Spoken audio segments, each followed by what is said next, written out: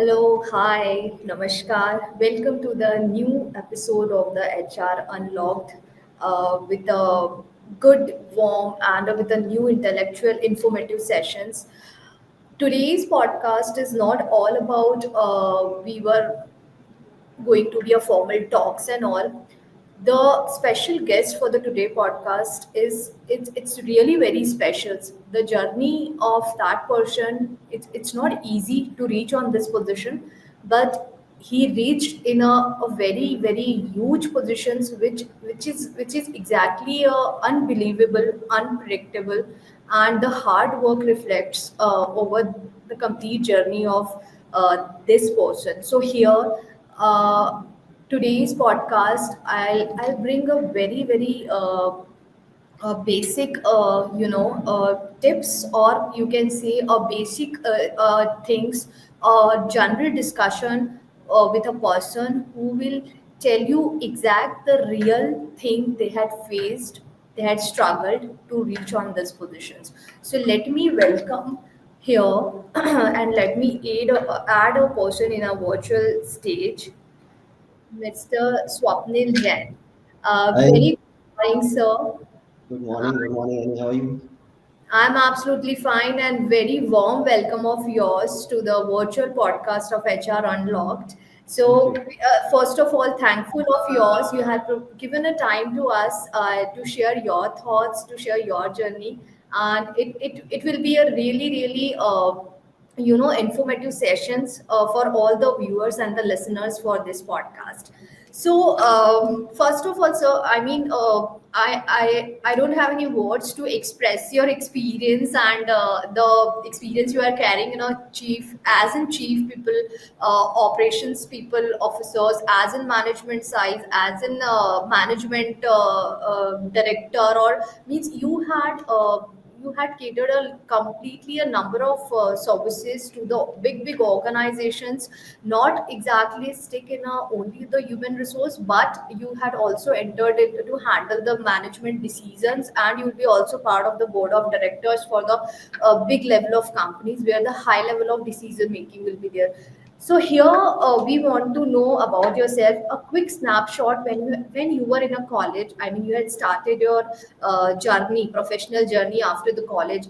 If you just give us a few, your inputs, how you had started and how you had reached, means holding a tremendous experience on this human resource management. So we would like to hear from the starting, sir. Over to you.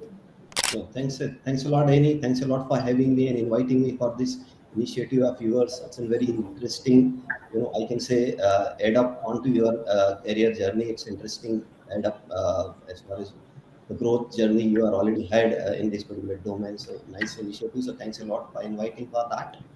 So I did my engineering from Pune. And then I started my professional journey after completing my engineering. At that time, the computer was at a very, very initial stage. It was just launched. So it was not that big thing the way it is in now after all those decades. So I started at the time, since the computer was new and everything was unknown about this particular device. So education of computer was a big thing at that time. So I started, as an entrepreneur, where I started giving the education of computers to people of Indore at that time through an computer education center, and then shifted to the software development side, where we started providing software development services to clients in India and US. Almost for a decade or so, this particular journey keeps on going in that direction. And then later on, I joined Virginia group, Virginia Rajpath group. Then that was a more longer journey in that sense. I was there, for almost close to 2 decades in that sense. For later part of my career, that company was acquired by a big multinational company, RWS. I worked for 4+ years for that group, which gives us more exposure how the international company works of that size. And then now I am a part of 47 billion as a chief operating officer, CEO, taking care of the things. So yeah, it's been an interesting journey. The Advantage, what I say I was aiming with me is that I always look and had a thought process of an, you can say entrepreneur or the employer in that sense. So it was easy for me to connect with the organization and to understand what exactly it required to go beyond your so-called the duties, IRA and KRA kind of stuff. So I was able to go beyond that. And organizations, whosoever I worked, have supported me in that. Okay, okay, if you are having the capacity of doing that, do this also and do that also. So maybe primal responsibility might be having X KRA, but then it grown with the time and having more and more areas which has come to me. So it become an interesting journey in that sense and give me good exposure to whatever skill I was having to utilize them for the benefit of the organization. I mean, it's really a learning, and you are the inspirations for all the new HRs and the persons who had already completed spent their 10 to 15 years in the HR field, as in recruitment field, as I am the one of them, who are in this field from past 16 years.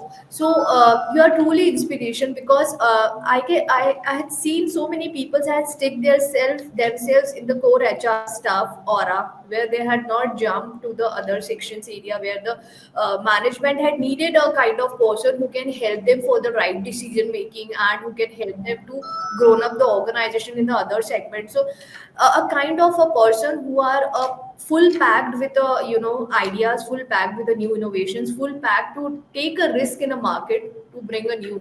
So I can see you holding a 27 skills, where you have to parallelly on a very well versed in the core HR, but parallelly you're also having a good stand on the management side.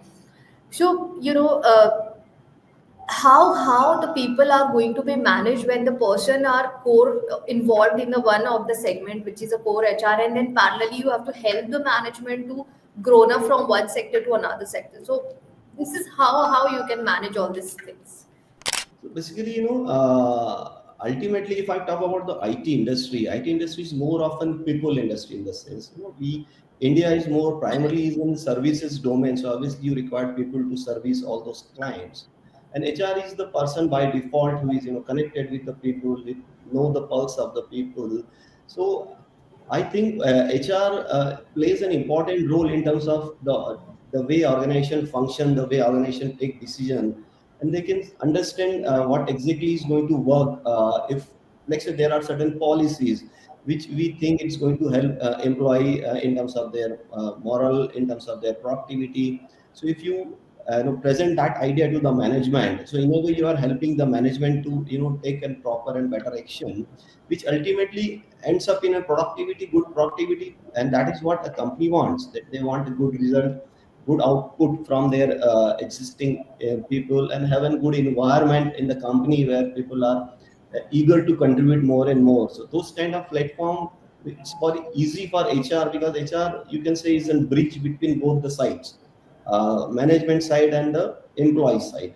So that bridge is, if you play that role effectively, then definitely you can do good for the employee side also and do good for the employer side also. So I think HR can play a much major role than just focusing on the routine tasks which normally a core HR people do. Is that if they go beyond what they are thinking, because they have the idea of people pulse also and management's pulse also. So they have to have the right balance, and if you're having a right balance, then I guess you can work for the advantage of both the sides, employee sides also and employer sides also. So, means nowadays there is a trends where we can hear lots of noise to reshaping the HR trends, like reshaping HR trends in 2025 and beyond that. Now we had introduced three working model. Earlier it was only one on site. So there is a hybrid, remote, and kind of on site, and there is a different pattern of models introduced nowadays. So here I just wanted to know, when companies switch from hybrid to remote, or maybe remote to on-site, so what impact exactly the company is going to be put for their employees? because people are very in a comfort zone from past 4 5 years when they had come to the remote and then switch to the hybrid. They are okay with that. Now the trend is the companies is asking to come and do a 5 days working in the same way they were doing earlier. But what impact exactly? I mean, as it's a human nature, and it's not easy to accept this multiple switches very quickly. So how it will impact the organization business and vice versa? Should company move to the remote and hybrid culture? I mean, what's your input on it? So one thing which COVID has provided is that there was a myth earlier that work cannot be done if person is not in the office. So that was definitely broken because the work was moving very efficiently. Especially the industry from I am coming from is an IT industry. The work there was no impact on the work as far as this mode is concerned. Now going forward, what I can see is that hybrid is the thing which is the right balance of both sides, which is 100% work from office and 100% work from home. Certain advantage that particular domain is having, certain advantage this particular is having. So a right balance of both the technology is very very important. Both the way the company function, not the technology, but the way the company plan how they are going to function. So hybrid is going to be there. If you are and a lot of companies, like even the companies who are saying that they wanted to bring everyone for the 5 days week, but they are having policies where they are giving certain days of liberty to employees to work from home. So I don't see that you will be strictly implementing 100% work from office going forward. It is going to be remain hybrid if you want to be remain competitive, because now employee have the choice. If you are not offering and someone else is offering, then they will shift. So you have to provide the right balance to the employee. So hybrid is the right thing in my opinion, where every company should be having, they can plan out how they wanted to have. They can have 2 days, 3 days, or 10 days in a month, or whatever it is, whatever suits them, they can have that facility. But that facility needs to be extended to the employee to keep them engaged and motivated. The advantage of this particular exercise what I've seen is that so for example, if person is having an balance leave balance, and he is having right to take the leave, so his salaries are is not going to impact it because he is having the leave balance, but project is going to impact that, because then it is not going to be count as an billable hours.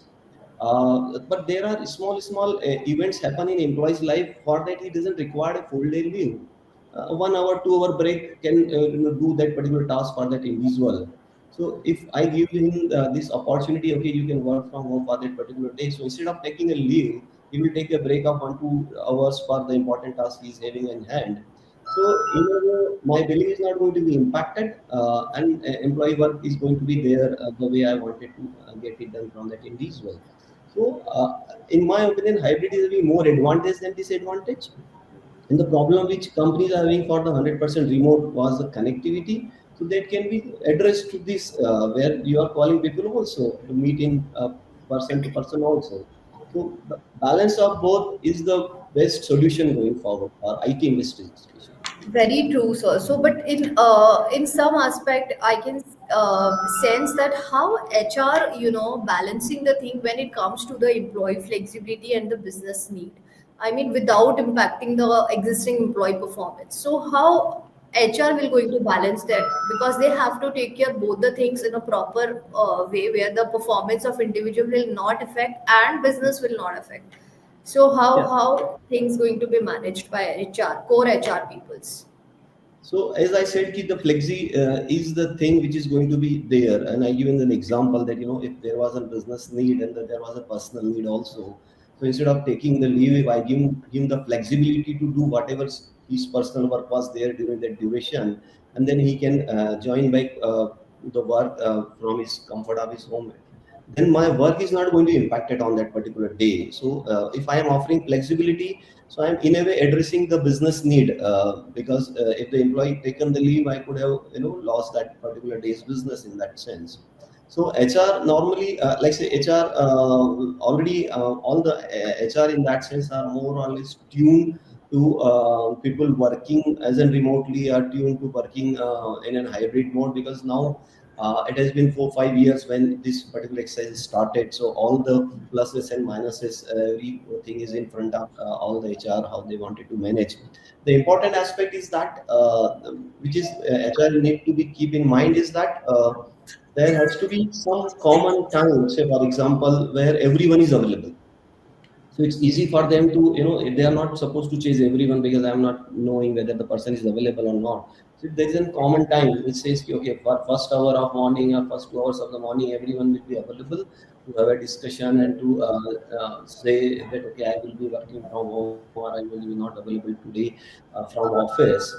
The common time is very important for HR to manage the things efficiently, and for the team also, that, okay, they know that, okay, they need to inform their colleagues, or they need to inform the other colleagues also, that they are not working from office today, they're working from home today. And plus all the tools which is available, the collaborative tools which is available, like say the one medium which we are talking right now, we are not present there in front of each other, but more or less it's an replacement of that, where we are not best, but we are interacting with each other. So this kind of tool can be used to have that personalized experience, which HR team can use to keep employee engaged, even if they are in a remote way. The way they are interacting with the employees on a floor, they can definitely interact through all these devices which we are having. So that connection will not be, lost. Again, performance and everything can be managed, obviously, if they are focusing more on, end result. If they are focusing on end result, okay, this was the task supposed to be done, and that person has done that particular task on that particular day, then that should be good enough. Not the micromanagement of things, that, okay, every hour you have to tell us what you have done. Instead of, if focus is more on the work done, then it would be much easier to manage the employee in both the ways, whether they are in the office or whether they are in their home. So nowadays, I mean, when it comes to the hybrid, remote, and other on-site opportunities, parallelly, I can see they had introduced the automated tools, AI, and other are introducing very fast-paced environments from all over India, where not exactly the India, a world level, where people are more use used to use this kind of tools. They were not, they will just stop using their brains. Even for the single line drafting, they were using a tools for the presentations and everything. Now which what exactly the negative impact of this automated tool which we are seeing, that certainly they had so many job roles are disappears from the market, just because these highly skilled tools are introduced in the market. So, as an HR, how you will evaluate that, if you are on a senior positions and you were in an organization, so how you were evaluated which of the role is must needed a human being, and which of the role is, we can tackle through the AI and the automated tool. How HR will contribute on this term? So first of all, we need to understand, like say for example, it's not something new is happening. Every now and then some innovation comes which disturbs the existing job structure. So True. for example, I'll give you an example. Then STDO PCO was a huge, job opportunity, where a lot of people were self-employed, and every nook and corner we are having STDO PCOs. And the moment mobile phone has come, that particular job stream has vanished. So these kind of things keep on happening where new innovation comes, and jobs, that job which looks like, okay, this is the only job which is going, get shifted. So normally what happens is that the nature of job gets shifted, not the job get eliminated. If I quote the World Economic Forum's report, which says with this particular technology, there will be 92 million jobs will be displaced or will become obsolete. But there are out of 170 million, only 92 will get displaced. But there are new jobs which will going to be available because of this new technology. So important is to adopt and to ready to shift. So for example, if you are running an STD then mobile come. So instead of closing your shop, you started selling maybe the mobile card and mobile division. So you have to shift the job nature. Then only you will be able to cope up with the changing technology. So similarly, if you are talking about the HR per se, so HR needs to be get prepared for this particular change. They need to be adaptability. That this change is going to happen, so need to adopt themselves for the changing trend. So it is first of all, it is going to impact HR itself. The AI is going to impact HR itself, because a lot of jobs in HR are mechanical in nature, and all job which is repetitive in nature and mechanical in nature will going to be not be there. It's going to be absolute with the help of AI, and the impact we are already seeing in all the field, including HR also. So it's very, very important for everyone to accept that it is going to happen. If you are saying it's not going to happen, then it's not going to be that it's going to happen, and prepare yourself. So it's best to make the friend to your enemy instead of fighting your enemy. So AI is a kind of friend. If you utilize for your own benefit, it can cover up a lot of your weaknesses also. So for example, if I be having a weakness of preparing a presentation, and I'm not giving the presentation because of my weakness, now AI can come and help me out making the presentation for me, and I can just present that. So we can use this AI to help us out how we can overcome our weaknesses. And we have to see the trend. HR knows that okay, AI is going to be taken care. A lot of repetitive jobs going to be taken care by AI. So they have to be educating those employees upfront that this particular domain is not going to be helpful if you keep on focusing. Say someone is having an data entry job, for example, or someone is just entering the work. Then all these things are going to be automated. If I talk about the core HR, then in our day-to-day life also, if you see, like say for example, even if you're having a holiday calendar published, but whenever a festival comes, say for example, Rang Panchami is there, the people, everyone asks whether we are having a holiday or not. This is a repetitive job. So if it is all this kind of answer is already there in the bot, and bot is replying, then that particular role is going to eliminate it. So that person who is on that role either need to be adopt and change and make a better use of AI. Otherwise, he or she will be in a risk of losing that particular job. So this is one of the example where HR being in this field, they know that okay, these kind of things can impact the future prospect of this particular domain of the company, or this particular work of that particular individual, that they can be they can go upfront and explain those things to those individual to start diversifying if they wanted to guide them. Similarly, it will happen with the companies also. The company sooner or later going to take those decisions. So better to prepare themselves for the, so they can be a right guide. The HR can be a right guide to all those, including themselves. They have to guide themselves also to fight how to fight this AI invasion, and they have to guide their colleagues also. That okay, this particular job nature may be very easily going to be done. Not maybe the numbers are definitely going to reduce. So for example, a coding work, the 10 coder doing one particular code, one person can do with the help of AI. So those kind of things we need to be everyone need to be prepared, and HR can be the right person to guide them. So, I mean, HR is made for to manage so many things, not in exactly in the organizations, the people, the management, and everywhere. The HR is on a top to point out everywhere. So it's everywhere. It's just a spotlight on the HR only. That you are a celebrity of the organizations and you have to take this decision. So, I mean, being a HR professional, how you take HR as in tech savvy, just to remove the general HR, traditional HR myth, which is running from past so many years. So, how HR incorporated themselves as in tech savvy HR. So nowadays, every, like say, every professional have to be a tech savvy, because the technology is there to help you out, and technology is there to guide you and help you in your day-to-day task also. For HR, if I can say, and for any other domain also, where the data processing and data analysis is very, very important. So, for example, if you use the tool and you see the trend, if suppose say you are having you are bothered about the attrition rate, and if you can study the data and you can understand what was the reason, and if you see okay, this is the major reason where people are leaving, so it gives you, the data gives you an insight into the area where you need to work. So every organization might have a different challenges. So if you're having all those data, then instead of assuming, you can work and take the decision more correctly. So technology, use of technology is very, very important in every aspect, in terms of the action you wanted to take, because you're already having an input.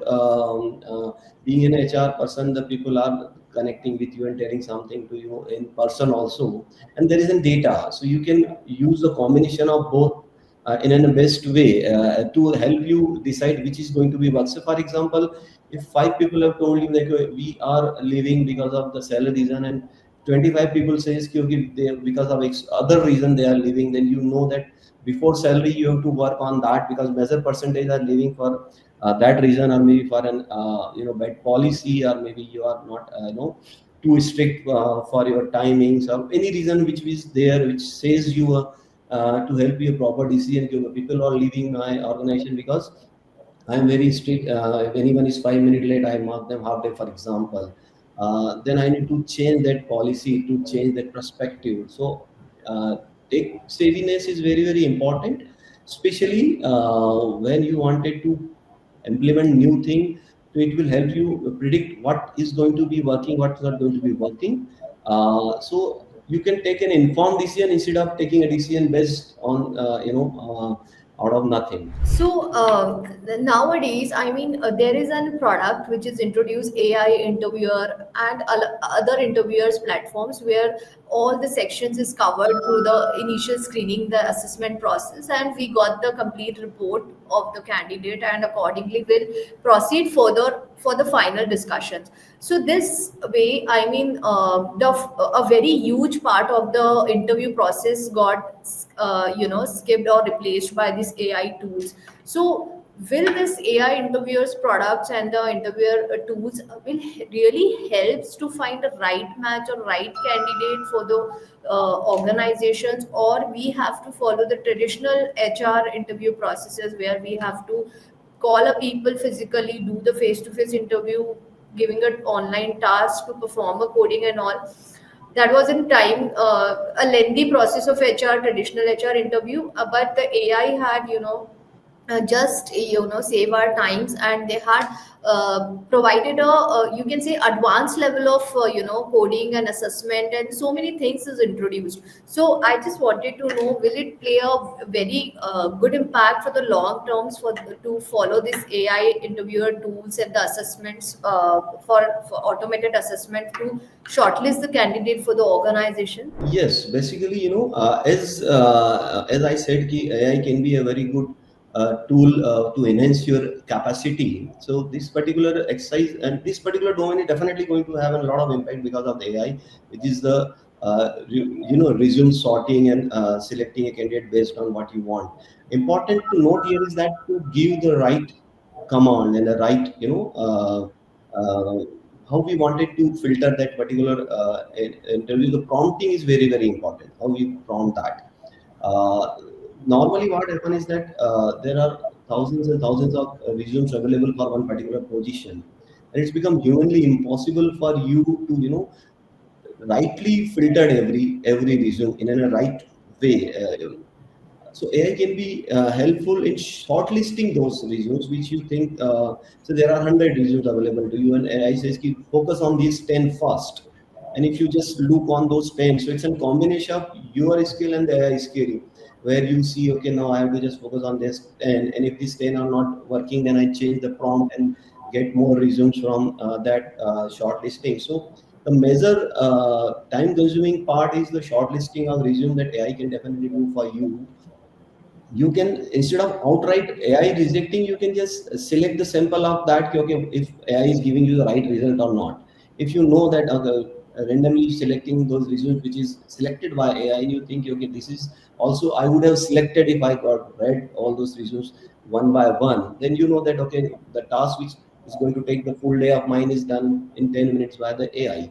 So it can definitely boost your working capacity, which organization going to value that, okay, earlier you used to take 10 days for this, now you are only taking 1 day. So definitely an HR individuals value addition to the company will increase. So This kind of tool are definitely going to be changed the way the things are going to be working in the future for sure. It already started. This particular domain, if you're talking recruitment, is already done. A lot of companies are doing AI level scrutiny also.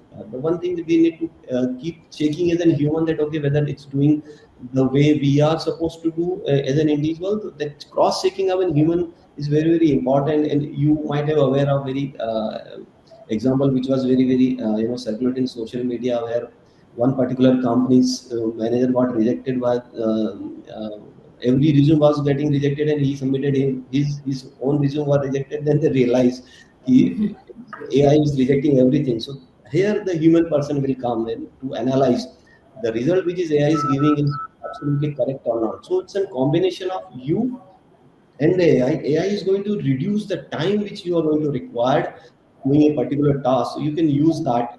But if you keep on adding your human value, then the best result will come. Because AI is also not, 100% biased proof in that sense. And DeepSeek is the classic example where if you ask any China specific question, he doesn't answer. So it says it's not unbiased way, unbiased method. So it's very, very important to use it judicially. So I cannot say that it's going to be eliminate the human completely. It is going to reduce the number, but maximum you can utilize it.